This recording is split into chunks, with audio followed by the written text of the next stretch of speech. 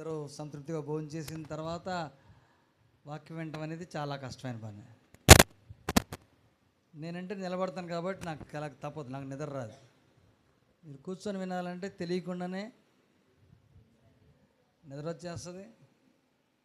అధికమైన కృప ఉన్నవాళ్ళు కళ్ళు తెరుచుకొని నిద్రపోతారు కదా. సరే, నేను నిద్ర రాకుండా చెప్పడంలో చాలా స్పెషలిస్ట్ని. నిద్ర బాగుని ఉదయకాలంలో 2 సంగతులు విన్నాం. బాంధవ్యాన్ని కాపాడుకోవటానికి మనకు ప్రధానమైన ఆటంకం సాతానుడు. బంధం పెరగకూడదు వాడికి.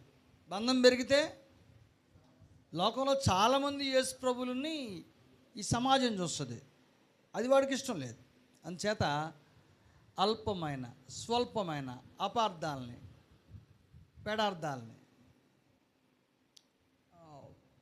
వీటిని సాధనాలుగా ఆయుధాలుగా వాడి బాంధవ్యాన్ని పాడు చేస్తూ ఉంటాడు. అందుచేత దాన్ని మనం ఎదిరించాలి. ఎదిరించాలంటే ఫిలిప్పీ పత్రికలో 2వ అధ్యాయంలో చెప్పినట్టుగా యేసుప్రభు యొక్క మనసు ఒకటే మనకున్నటువంటి పరిష్కారం. అక్కడ ఏం చెప్పాడంటే ఆయన చేసినటువంటి త్యాగాన్ని తగ్గింపుని అంతటిని చెప్పి ఒకరికంటే ఒకడు గనుడుగా ఎంచుకోమని అక్కడ రాయబడింది. సరే, దానిని కొనసాగిస్తూ మరికొన్ని సంగతులు మధ్యాహ్నం మార్నింగ్ సెషన్లో చెప్తూ, మధ్యాహ్నం ఫస్ట్ సెషన్లో చెప్తూ, సెకండ్ సెషన్లో సంఘానికి సేవకునికి మధ్య ఏర్పడాల్సిన బంధాన్ని గురించి 2వ సెషన్లో మాట్లాడతాను. సాధారణంగా మనం దేవుని నుండి ఆశీర్వాదాలు కోరుకుంటాం. ఎలాంటి ఆశీర్వాదాలు అవి? ఖచ్చితంగా భౌతిక సంబంధమైనవే. మనకి ఏవి లేవో అవి అడుగుతాం. ఏవి కావాలని మనసు కోరుకుంటుందో దాని కొరకు ప్రార్థన చేస్తాం. కానీ క్రీస్తునందున్నటువంటి శరీరమయ్యున్న అవయవాలలో ఆయన ముందస్తుగా ఉంచినటువంటి ఒక ఆశీర్వాదం ఉంది. దానిని మనం నిర్లక్ష్యం చేస్తూ ఉన్నాం. దాన్ని మనం గమనించలేంతవరకు. ఏమిటి అది అని అంటే, ప్రతి సోదరుడు ఇంకొక సోదరుని జీవితంలో ఆశీర్వాదంగా తానే మారాలి. ఆశీర్వాదాలు ఎక్కడి నుంచో దేవుడి నుంచి లేకుంటే పరలోకం నుంచి కుమరించబడటం అనేది అది దేవునికి మనిషికి మధ్య ఉన్నటువంటి విశ్వాసానికి సంబంధించింది. కానీ సహవాసంలో సహ విశ్వాసులైన వారు తోటి విశ్వాసుల జీవితాలకి దీవెనకరంగా మారాలని దేవుడు కోరుకుంటున్నాడు. సో మొదటి దీవెన ఏంటి? నా సోదరుడే, నా సోదరే, నేను ఆ వ్యక్తికి దీవెనకరంగా ఉండాలని ప్రభు యొక్క కోరిక. రోమీయులకు రాసిన పత్రిక 12వ అధ్యాయం 9వ వచనం నుంచి మనం గనక చదివితే, రోమీయులకు రాసిన పత్రిక 12వ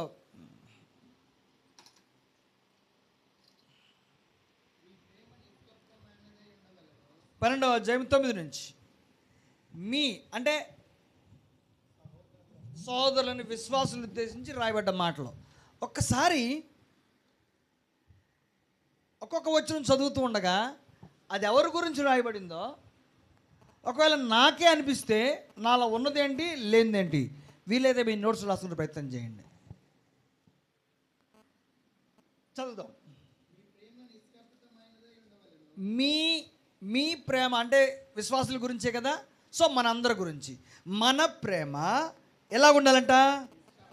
నిష్కపటమైనదై ఉండవల్ల. అసలు మనకు ప్రేమే ఉందా లేదా ఫస్ట్ చెక్ చేసుకుంటే నిష్కపటమైనది ఉన్న కొత్త ఆలోచన చేసుకోవచ్చు. ప్రేమ నిష్కపటమైనదై ఉండాలి అంటే యేసు ప్రభు చూపించిన ప్రేమ ఉండాలి. మన పట్ల తోటి వారు వ్యతిరేకంగా ఉన్నా సరే చూపించగలిగేటువంటి ప్రేమ అది. రైట్. తర్వాత చెడ్డదాన్ని అసహించుకొని మంచి దానిని హత్తుకొనుడి. మనకి ఇష్టమైంది ఎప్పుడు మంచిదా చెడ్డదా? మంచిది ఇష్టమైతే మనం దేవుని రాజ్యంలో ఉన్నట్టే.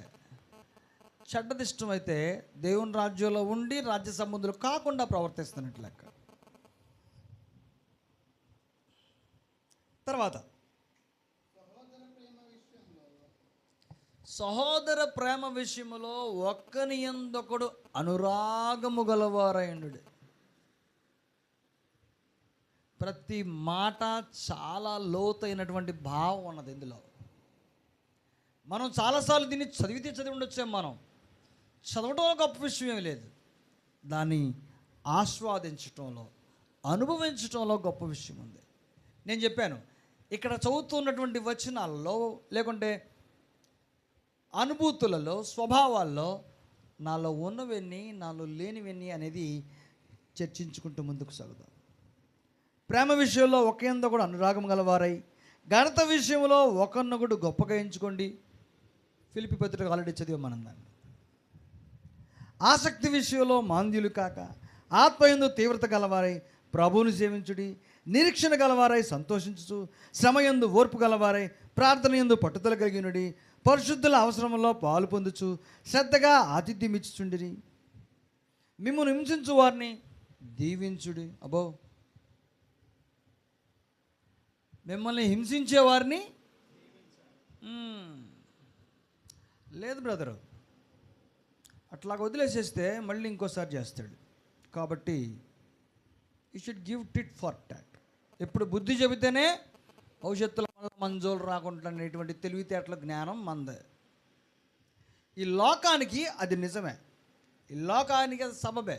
ఎందుకంటే తప్పు చేసిన వాడికి తప్పకుండా శిక్ష పడాలి అనేది లోక చట్టం. అఫ్కోర్స్ దైవిక చట్టం కూడా ధర్మశాస్త్ర కాలంలో అదే. ఇప్పుడు అది కాదు. ఇప్పుడే చట్టం, ఇది ప్రేమ చట్టం. ఈ చట్టంలో ఏమని అన్నాడంటే హింసించు వారిని దీవించమంటున్నాడు. అబ్బా, ఎంత కష్టమైంది. యేసుప్రభు చేయగలిగాడు అది, అపోస్తలు చేయగలిగాడు అది. మనం ఏం చేద్దాం మరి? వాళ్ళకి సాధ్యంలేండి, మనకు కష్టం. ఒకవేళ నువ్వు గనక నిన్ను నువ్వే ఆ విషయంలో వెనకడుగు వేసుకుంటే నువ్వెప్పుడు ఇంకా ప్రభు యొక్క స్వరూపాన్ని లోకానికి చూపగలవు? ప్రభువుని నువ్వు చూపించేది నీ ఆరాధనలో, నీ ప్రార్థనలో, నీ భక్తిలో కాదు, నీ ప్రవర్తనలో, నీ క్యారెక్టర్లో. ఆ ప్రవర్తన క్యారెక్టర్ ఎలాగ ఉండాలంటే లోకానికి విరుద్ధంగా, విచిత్రంగా, భిన్నంగా ఉండాలి.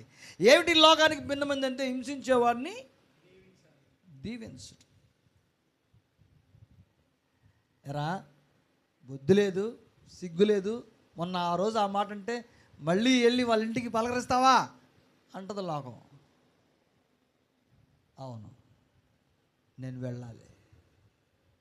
నేను వెళ్ళి ఆ వ్యక్తి యొక్క ప్రేమను స్థిరపరచాలి, తన లోపాన్ని తెలియచేయాలి, తన తప్పిదాన్ని తెలుసుకోవడానికి ప్రభు నన్ను ఎన్నుకున్నాడు. ఈ యాటిట్యూడ్ విశ్వాసంలో కనుక ఉంటే ఈ పరలోకానికి కావాల్సినటువంటి సిద్ధపాటు. మీరందరూ నాతో పాటు ఆలోచన చేస్తున్నారు అనుకుంటున్నాను. నేను కబుర్లు చెప్పి వెళ్ళిపోవడం కోసం రాలేదు.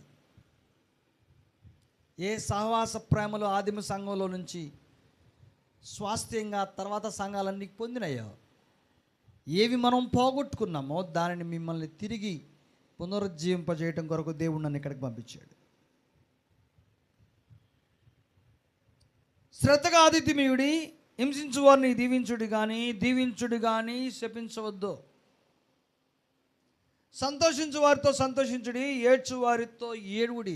ఒక కుటుంబం సంతోషంగా ఉంటే నువ్వు ఎలాగైతే ఎవరు పిలవకుండా వెళ్ళి వాళ్ళ ఆనందంలో ఉంటావో, ఏడ్చే కుటుంబం ఉన్నప్పుడు కూడా పిలవకుండా వెళ్ళి వాళ్ళతో పాటు వాళ్ళ శోధనలో పాలువాడవుగా. ఒకరితోనొకడు మనస్సు కలిసి ఉండుడి. ఒకరితోనొకడు మనస్సు కలిసి ఉండుడి. హెచ్చువాటి యందు మనస్సుంచక తగ్గువాటి యందు ఆసక్తి కలిగి ఉండి. మనకు హెచ్చువాటి అంటే చాలా ఇష్టం. గౌరవం అన్నా, కీర్తి ప్రతిష్టలన్నా, ఈ చుట్టూ ఉన్న వాళ్ళందరూ చూసి ఆహా, నువ్వే, నిన్ను మించిన వాళ్ళు లేరు అని అనిపించుకోవడం కొరకు చాలా ఆరాటం. అందంలో, చందంలో, హోదాలో, చదువులో, పదవిలో, ఆస్తిపాస్తుల్లో నిన్ను మించిన వాళ్ళు లేరు, నిన్ను కొట్టిన వాళ్ళు లేరని, ఏమీ లేనివాడు కూడా అనిపించుకోవడానికి ఆరాట పడుతుంటాడు. నిజానికి వాడికి తెలుసు వాడి దగ్గర ఏం లేదని. కానీ నువ్వు ఇంద్రుడు చంద్రుడు అంటే మాత్రం నిజం అనుకుని ఉప్పొంగిపోతాడు. ఆ మాటలు అంటే, ఏమయ్యా టన్నబాబు సిగ్గు కలుగుతుంది, నాకే సిగ్గేస్తుంది, నా దగ్గర ఏమి లేకపోయినా నన్నంటే పొగుడుతావేందని అండవు. లోపల అలాగా ఇచ్చించి ఇది నిజమైతే ఎంత బాగుండు, ఆ పిచ్చోడు నిజంగా తెలియదు నా దగ్గర ఏం లేదని, కానీ నిజంగానే నేను గొప్పవాడు అనుకుంటున్నాడని వాడికి వాడే సంతోషపడుతూ ఉంటాడు. అది మానవ సహజమైనటువంటి ధర్మం. కానీ యేసు ప్రభు మనుషులు నమ్మే విశ్వాసాన్ని, మనుషులు అనుసరించే విధానానికి పూర్తి విరుద్ధంగా, భిన్నంగా క్రైస్తవ విశ్వాసం సంబంధులైన మనకు నేర్పించడానికి వచ్చాడు. ఏడ్చువారితో ఏడవటం, ఒకరితో ఒకడు మనస్సు కలిసి ఉంచటం, హెచ్చువాటి ఎందు మనస్సు ఉండగా తగ్గువాటి ఎందు ఆసక్తులై ఉండటం మనకు అసలు నచ్చదు. మనకు గొప్పవే ఇష్టం, తగ్గువి ఇష్టం ఉండదు. మీకు ఒక మంచి ఎగ్జాంపుల్ చెబుతా. సోదరులు ఎవరు బాధపడకూడదు నేను చెప్పే ఉదాహరణకి. బాధపడినంటే చెప్తా. బంగారం ఎక్కువ అమ్ముడుపోద్దా, గిల్టు నగలు ఎక్కువ అమ్ముడుపోతున్నాయా?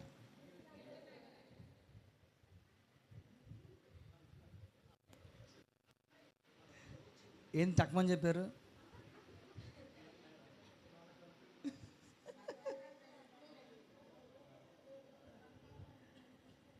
ఒక్క నిమిషం కూడా ఆలస్యం చేయకుండా ఆత్మలో, అంతరంగంలో ఎక్కడో దాగిపోయినటువంటి నిజాన్ని ఎట్టా నిర్భయంగా చెప్పేశారు. ఎందుకనంటారు? ఇవో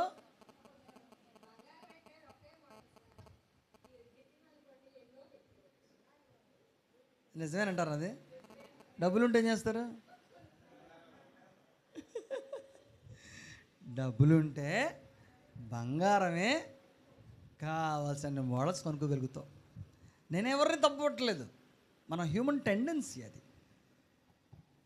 అక్కడ మీరు అవునన్నా కాదన్నా మనకు తెలియకుండానే మన మనస్తత్వంలో ఎక్కడో ఒక చోట ఇరుక్కుపోయాం, చిక్కుకుపోయాం. అది వాస్తవం కాదని తెలుసు, దాని విలువ రోజు రోజుకి తగ్గుద్దని తెలుసు, కానీ దాని కొరకు డబ్బులు పెట్టుబడి పెడతాం. నేను బంగారం కోసం డబ్బులుగా పెట్టుబడి నేను తప్పట్లేదు, అది పెరుగుతుంది, ఇదేమో తగ్గుతుంది. వన్న తగ్గుద్దా లేదా? మళ్ళీ దానికి మెరుగు పెట్టుకోవాలా? అయినా సరే ఎందుకు కొనుక్కుంటామంటే మన ఆశ చావక, మనసులో ఉన్నటువంటి ఆశను, ఆకాంక్షను నెరవేర్చుకునే క్రమంలో అది కొనలేం కాబట్టి అలా. అసలు పాయింట్ చెప్తానేనండి, అది కొనలేనప్పుడు ఏం చేయాలి? కొనలేకపోతే ఏం చేయాలి వాస్తవానికి? ఏంటో అబ్బా, కొనలేకపోతే ఇది ఒక్కటే మార్గం అంట. ఇప్పుడు కొనలేనప్పుడు వదిలేయమని చెప్పొచ్చు కదా. నువ్వు కొనలేని దాని వైపు నీ మనసు వెళ్తుంది, కానీ అలాంటిదే కొనగలిగింది ఇంకోటి ఉంటే అలాంటిది కొని ఇది అదే అని చెప్పే అవకాశం ఉంది కాబట్టి కొంటావు నువ్వు, అంతే, వేరేదేం లేదు. అదొక కాదంటారా? తెలిసినా చెప్తాం, ఆ సంగతి మనకి తెలుసు, వాళ్ళకి తెలుసు. అది ఇంటర్నల్గా లోపల ఉంటుంది ఒక సీక్రెట్. మన మనసు మనకు తెలియకుండానే వాటి వైపు ఆకర్షించబడింది. అలాగే ఇది అలాంటిదే అనేటువంటి ఒక అపియరెన్స్ మనల్ని చూసే వాళ్ళకి ఇవ్వటం కొరకు వాటిపైన మనం ఖర్చు చేస్తూ ఉన్నాం.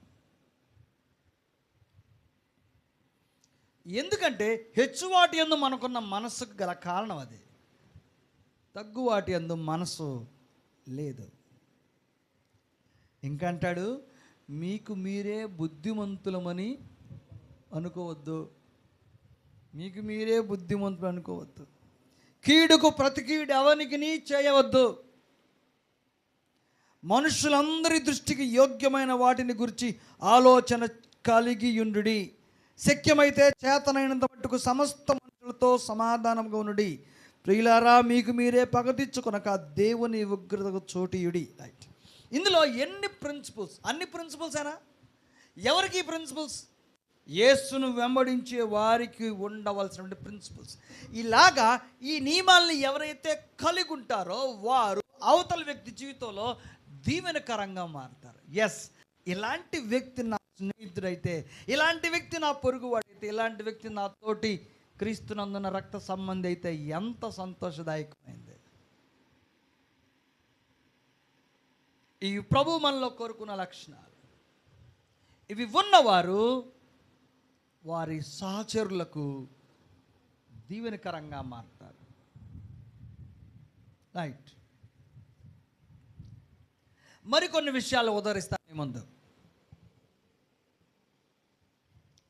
15వ అధ్యాయం రోమిలికి రాసిన పత్రికలో 7వ వచనాన్ని మనం చదివితే, 15వ అధ్యాయము 7వ వచనం అక్కడ అంటున్నాడు, కాబట్టి క్రీస్తు మిమ్మల్ని చేర్చుకునే ప్రకారము దేవునికి మహిమ కలుగునట్లు మీరును ఒకరినొకడు చేర్చుకొనుడి. మనల్ని మొదట చేర్చుకుంది ఎవరట? యేసుక్రీస్తు. ఏం చూసి చేర్చుకున్నాడు? ఏ యోగ్యతను బట్టి, ఏ అర్హతను బట్టి, మనలో ఏం గొప్పతనం ఉందని యేసుప్రభు మనల్ని చేర్చుకోవడానికి మనకేమన్నా అర్హత కనపడిందా? ఏమీ లేకపోయినా, అయ్యా నువ్వు నా కొరకు నా పాపం నిమిత్తం వచ్చి మరణించావా అని అంగీకరించినందుకు చేర్చుకొని నిత్య జీవానికి పాత్రలు చేసిన మన ప్రభు ఎంత గనుడో కదా.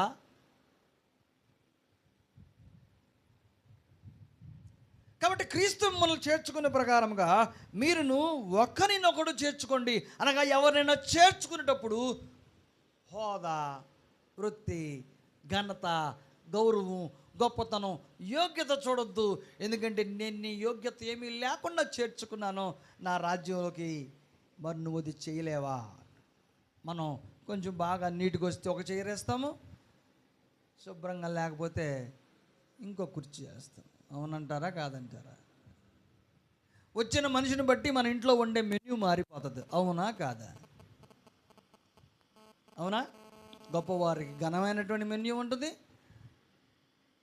తక్కువ వారికి చాలే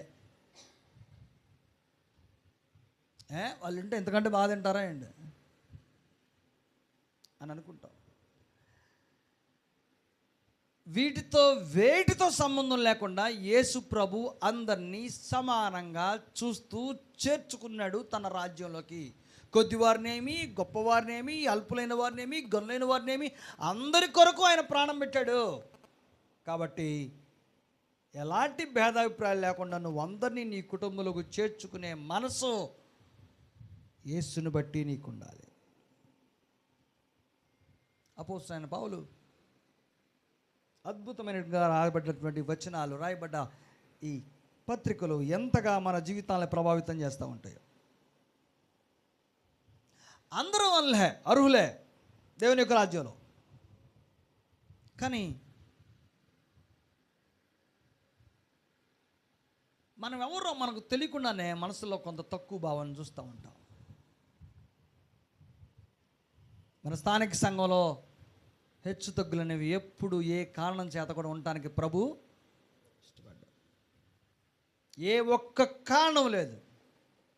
అతను ఎంత పెద్ద హోదా గలవాడైనా, ఎంత పెద్ద తక్కువ స్థితిలో మానవ దృష్టి కనపడ్డవాడైనా, ఈ రెండింటి మధ్య భేదాన్ని నువ్వు చూపించావా, నువ్వు క్రీస్తునందున్న బంధాన్ని, బాంధవ్యాన్ని కాపాడుకుంటున్న వాడు కానే కాదు. కాబట్టి ఎవరైనా చేర్చుకోవలసినటువంటి ఒంటరి స్థితిని కలిగి ఉంటే వారికి నీ గృహంలో ఆహ్వానించు. అది ప్రభు యొక్క స్వభావం. గలతీ పత్రిక 6వ అధ్యాయం 1వ వచనం మనం చదువుదాము. అక్కడ మరొక నియమాన్ని చెప్పాడు. గలతీ పత్రిక 6:1, సహోదరులారా, ఒకడు ఏ తప్పిదములోనైనను చిక్కుకొని ఎడల ఆత్మ సంబంధులైన మీలో ప్రతివాడు తానును శోధింపబడునేమో అని తన విషయమై చూచుకొనుచు సాత్వికమైన మనసుతో అట్టివాడిని మంచి దారికి తీసుకొని రావాలెనో. గుర్తుపెట్టుకోవాలి, సంఘములో బాంధవ్యాన్ని గురించి నేను మాట్లాడుతున్నాను. సోదరుల మధ్య ఉండవలసినటువంటి అనుబంధాన్ని గురించి నేను మాట్లాడుతున్నాను. ఇప్పుడు రోమపత్రికలో చెప్పినవి, పౌలు చెప్పినవి, అలాగే కొలస్సీ పత్రికలో చెప్పినవి, ఫిలిప్పీ పత్రికలో చెప్పినవి బంధాలని బలపరుస్తాయా, దూరం చేస్తాయా? బలపరుస్తాయి. అట్లాగే గలతీ పత్రికలో ఈ మాట చూడండి, ఎంత అద్భుతమైనటువంటి లోతైన భావం ఉందో.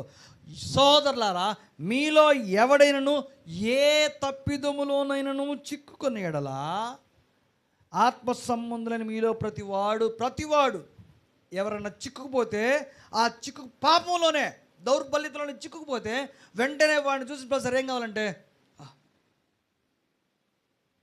నేను అలా చేయలేనండి, నేను అలా చేయను అనకూడదు, నేను సొద్దపోసను అనకూడదు ఎప్పుడు కూడా.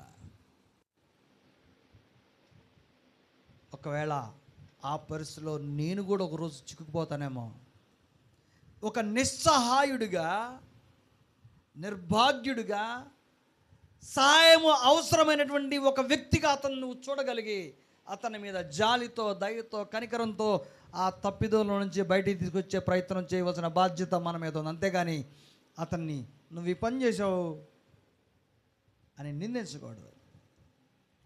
ఈ మధ్యకాలంలో ప్రభు యొక్క సంఘాల్లో మేము ఆయన్ని వెలేసాం, ఆయన రావద్దని చెప్పాం అనే మాటలు మాట్లాడుతున్నాడు.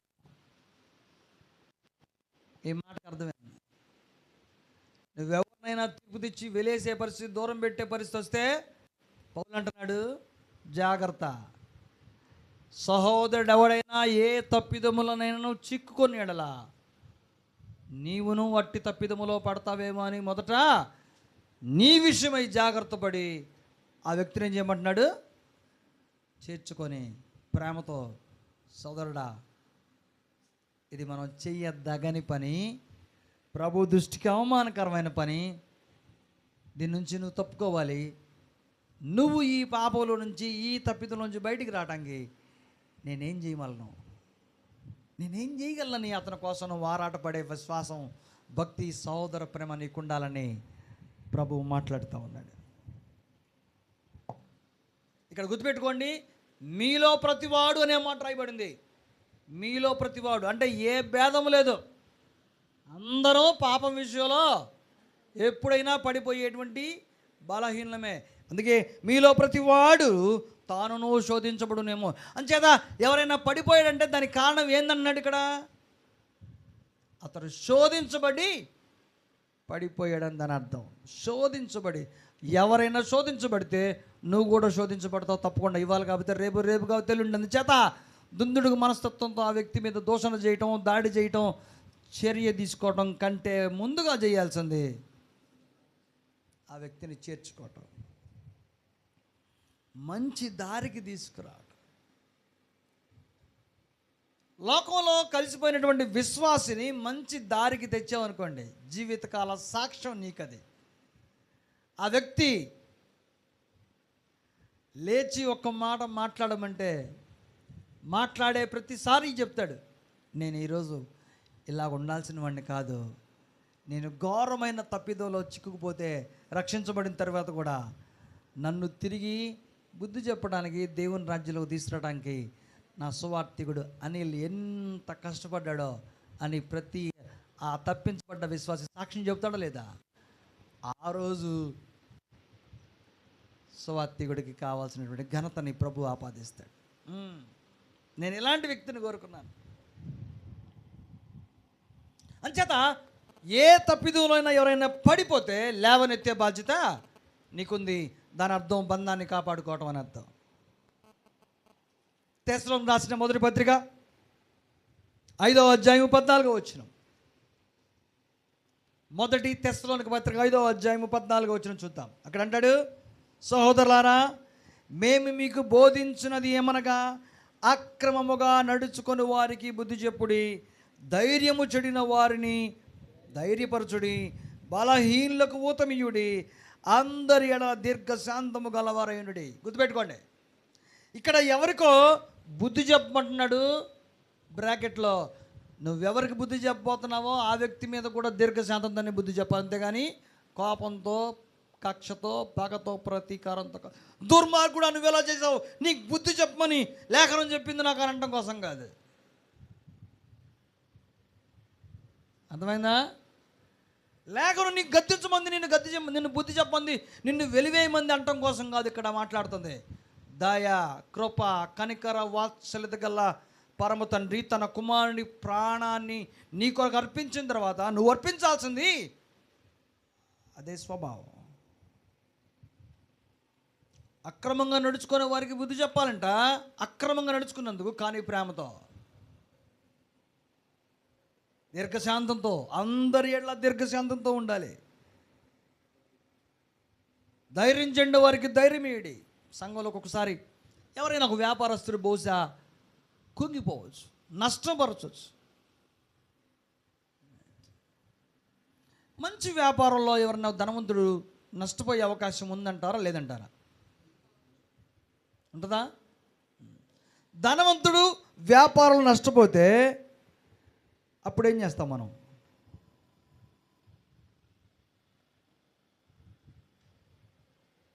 ధనవంతుడైన వ్యాపారం నష్టపోతే మీరేం చేస్తారు? సాధారణంగా అందరూ ఏం చేస్తారు? ఏం చేస్తారంటే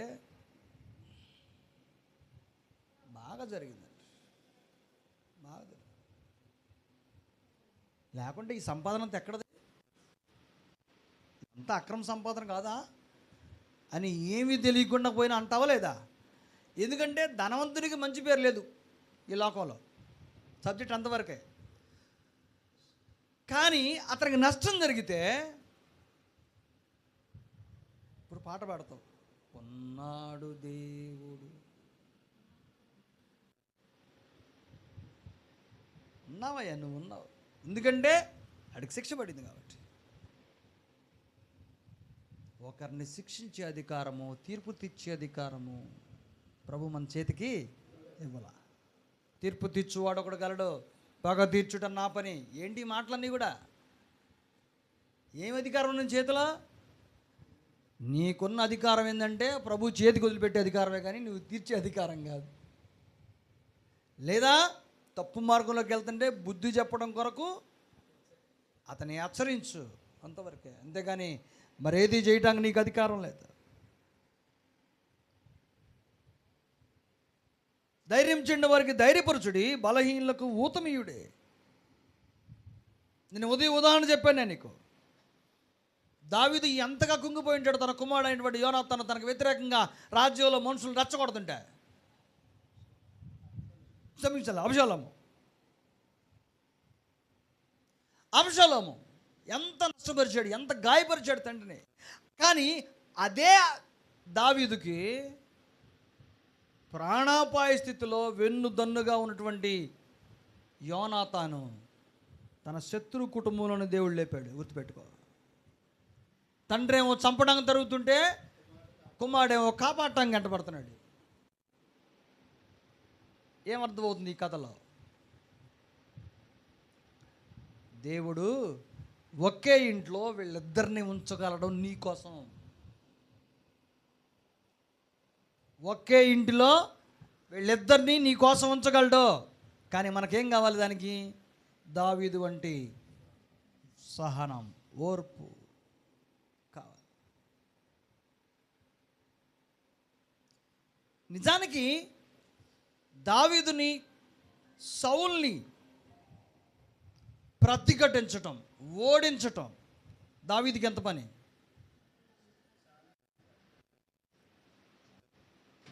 దొరికాడు అప్పటికోసారి.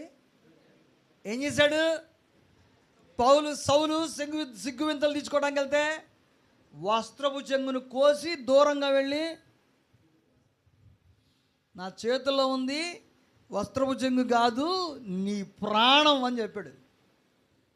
ఇది ఎలాగైతే కోసానో అలాగే ఈ కుతి కోసేయడం పెద్ద పని కాదు, చంపడం పెద్ద పని కాదు. ఏదాపింది దావీదుని సౌలుని చంపకుండా? దేవుని చేత అభిషేకించవాని యొక్క ప్రాణం నా చేతిలో దేవుడు ఉంచలా. మరెవరి చేతిలో ఉంటుంది అది? ఎవరు తీశాడు ప్రాణం? సౌలుదే.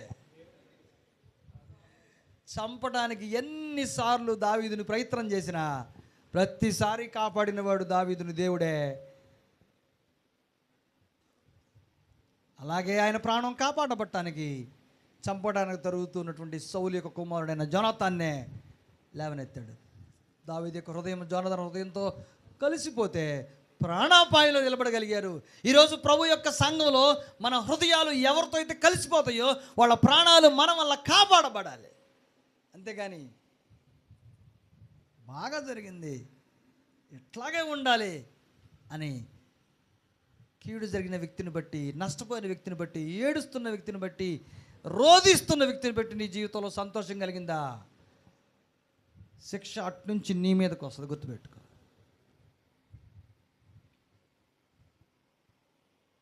కాబట్టి బలహీనలకు ఊతనివ్వాలి. ఇవన్నీ దేని కొరకు? ఇవన్నీ దేని కొరకు? మర్చిపోయారు. ఇవన్నీ ఎందుకు చేయాలి? మనం బంధాన్ని కాపాడుకోవడానికి స్థానిక సంఘంలో. అంతేకాదు, మరలా ఇదే అధ్యాయం 2వ వచనంలో ఉంటాడు, అనగా 6:2 గలతీ పత్రికలో, గలతీ 6:2 ఏమంటాడంటే,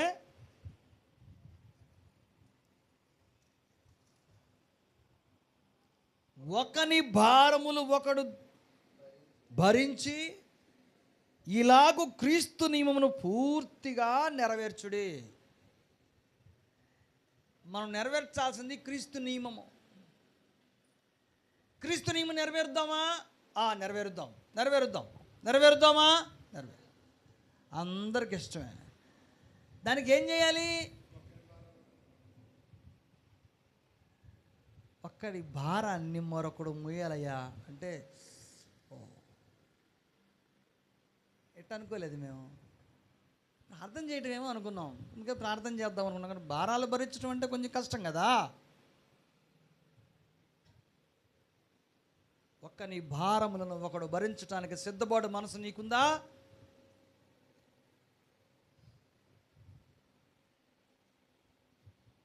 మోషే యొక్క నాయకత్వాన్ని ఎదిరించాడు అహరోను. కానీ అది అహరోను ఒకసారి విజయానికి అవసరమైతే సహకరించాడు. ఆ ఊరు అహరోన్లు వీరిద్దరూ మోషే యొక్క చేతులు పైకెత్తి సపోర్టింగ్గా నిలబడ్డారు విజయం కోసం. మన సాటి సోదరుడు విజయానికి దగ్గరగా ఉంటే ఆ ప్రోత్సాహాన్ని ఇచ్చి కుడి భుజాన్ని నీకు అందించేవాడిగా నువ్వు ఉండాలి. అంతేకాదు, ఇకపోతే విశ్వాస విషయాన్ని గురించి ఆలోచించినప్పుడు హెబ్రీయులకు రాసిన పత్రిక 10వ అధ్యాయము 24-25 వచనాలు కనుక మనం చదివితే, హెబ్రీ పత్రిక 10వ అధ్యాయము 24-25 వచనాలు, కొందరు మానుకొనుచున్నట్టుగా సమాజముగా కూడటం మానక ఒకరినొకడు హెచ్చరించుచు ఆ దినము సమీపించుట కొలది మీరు మరి ఎక్కువగా అలాగూ చేయొచ్చు. ఇక్కడి నుంచి ప్రేమ చూపుటకును సత్కార్యములు చేయుటకును ఒకరినొకడు పురికొల్పవలెను. బ్రదర్ రండి, మంచి పని చేద్దాం. బ్రదర్ రండి, ఒక మంచి క్రియను చేద్దాం, మంచి ప్రణాళిక రూపొందిద్దాం దేవుని రాజ్యం కొరకు. ప్రేమ చూపించడానికి, సత్కార్యాలు చేయడానికి ఒకరికొకరు పురికొల్పాలి. ఎవరికి వాడే చేయడం సాధ్యపడదు, ఇంకొకరు పురికొల్పాలి, ఇంకొకరు బలపరచాలి, ఇంకొకరు ప్రోత్సాహకాలుగా నిలబడాలి. ఇవేం తెలియజేస్తున్నాయి? ఎలాంటి అర్థాన్ని ఇస్తూ ఉన్నాయి? బాంధవ్యాన్ని కాపాడుకోవడానికి ఎంతటి తీవ్రమైనటువంటి ప్రతీకలుగా మనం చూడగలుగుతున్నాము కదా. ఒకరినొకరు ఎన్ని సందర్భాల్లో కొత్త నిబంధనలు ఆ పదాలు రాశాడు. ఇక్కడ ఒకరినొకరు ప్రోత్సహించుకోమన్నాడు, ఒకరినొకరు పురికొల్పుకోండి అంటున్నాడు. ప్రభువు జరిగించినట్టుగా మీ జీవితంలో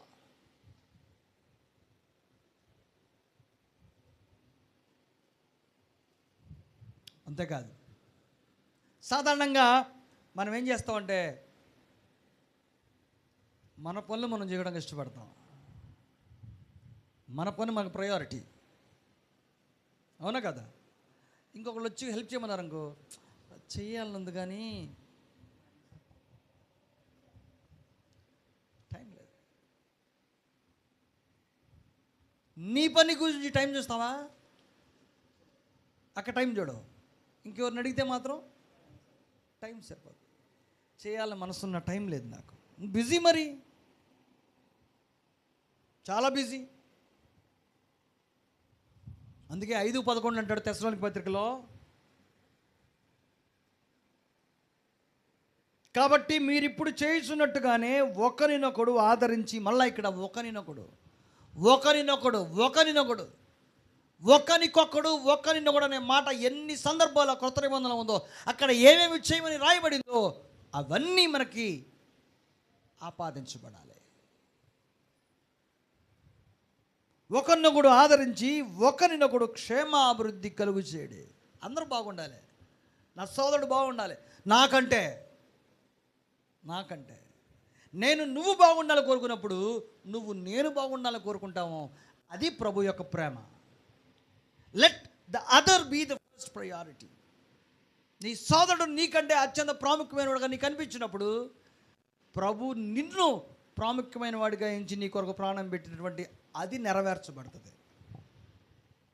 ప్రభుకు నువ్వంటే చాలా విలువ, అందుకే ప్రాణం పెట్టాడు మన నిత్య జీవం కొరకు. అలాగే నువ్వు ఇతరుల కొరకు లేకుండా సోదరుల కొరకు దేన్నైనా సరే చేయటానికి సిద్ధ మనస్కులై ఉండటం చాలా ప్రధానమైంది. ప్రభు ఈ విధమైనటువంటి స్వభావాన్ని మనలో కోరుకుంటూ ఉన్నాడు. ఒకరినొకడు నిర్మించటం మొదలు పెట్టాలి, ఇంకొకరి యొక్క నిర్మాణాన్ని చేపట్టాలి. అది క్యారెక్టర్ కావచ్చు, కెరీర్ కావచ్చు, బిజినెస్ కావచ్చు, ఫెయిత్ కావచ్చు, విశ్వాసం ఏదైనా సరే ఇంకొకరిని బలపరిచేవాడిగా, ప్రోత్సహించేవాడిగా, కృంగజేయకుండా స్థిరపరిచేవాడిగా నన్ను చూడాలని ప్రభువు ఆశిస్తూ ఉన్నాడు. ప్రియమైనటువంటి వారలారా, నా సమయం నేను ముగించాలి. బాంధవ్యం చాలా ప్రధానమైంది. ఆదిమ సంఘానికి యొక్క మూలాలై, కానీ అవి కనుమరుగవుతూ వచ్చినాయి.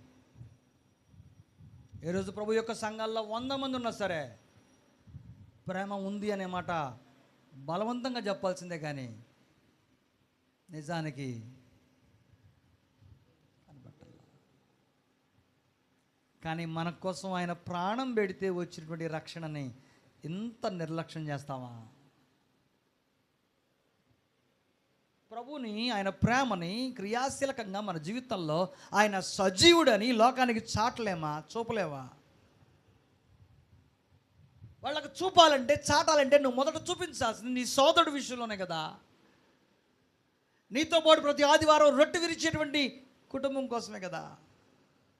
ఎందుకంటే ఆ ఆరు కోసం, నీ కోసం కదా ప్రభు యొక్క ప్రాణం పెట్టింది. వారు ఇబ్బందులు ఉన్నారో, అక్కర్లు ఉన్నారో, శోధనలు ఉన్నారో, పాపలు ఉన్నారో, ఏ దానిలో ఉన్నా సరే వారి కొరకు నువ్వు చూపించేటువంటి ప్రభు యొక్క చొరవ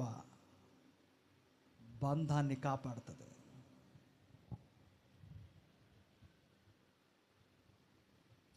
తప్పు చేసినటువంటి కుమారుని విషయంలో ఏం జరిగింది?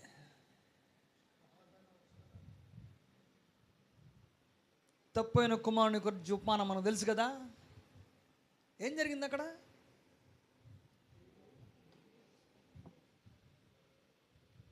ఆస్తి అంతా తీసుకొని వెళ్ళిపోయాడు, విలాసవంతంగా బ్రతికాడు. తండ్రి యొక్క మనసు అంతా ఆస్తి మీద లేదు. ఎక్కడున్నాడో కూడా లేదు, ఏమైపోయాడో దాని మీద కూడా లేదు, ఒక్కదాని మీదే ఉంది. దేని మీద?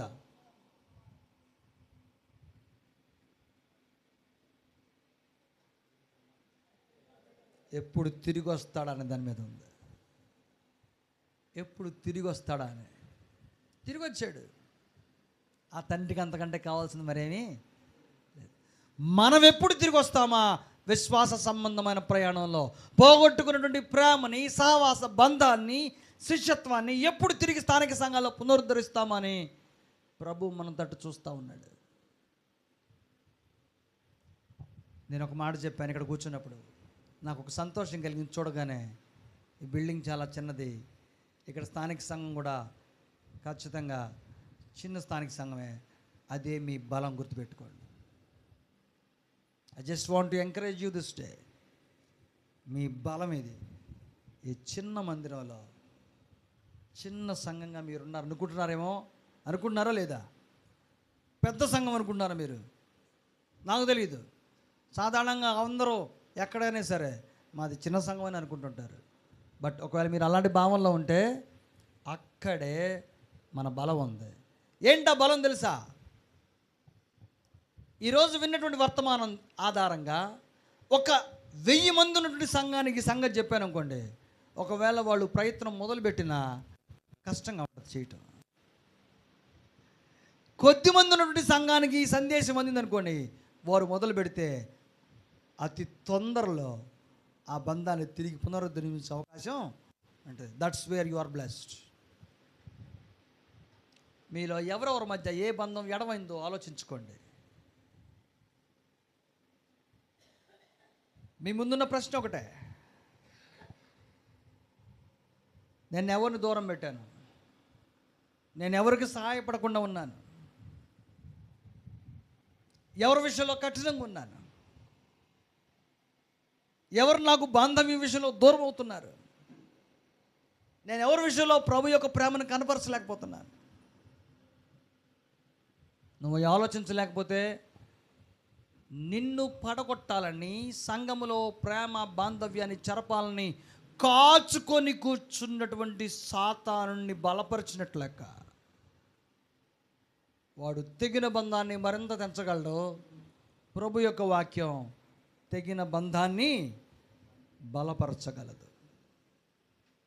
అందుచేత ఆత్మ కలిగించే ఐక్యతను కాపాడుకుంటే ఎందు శ్రద్ధ వహించే క్రమంలో భాగంగా సోదరుల మధ్య ఈ స్థానిక సంఘంలో ఉన్నటువంటి బంధాన్ని బలపరుచుకుందాం. సాతానికి ఆటంకాలు ఇవ్వద్దు. రోమా పత్రికలో, గలతీ పత్రికలో, తెస్సలోని పత్రికలో, హెబ్రీ పత్రికలో చెప్పబడినటువంటి నియమాలు అద్భుతమైన నియమాలు. మనం ఉన్నది వాటిని ఆచరించడానికి కానీ చదివి చప్పట్లు కొట్టడానికో అభినందించడం కోసం కాదు. అద్భుతమైనటువంటి అంశాలని ఆస్వాదించడం కోసం అంత మాత్రం కూడా కాదు, అనుసరించడం కోసం. అనుసరిద్దాం, బంధాన్ని బలపరుచుకుందాం. చిన్న బ్రేక్ తీసుకున్న తర్వాత రెండో సెషన్ మళ్ళీ మాట్లాడతాను.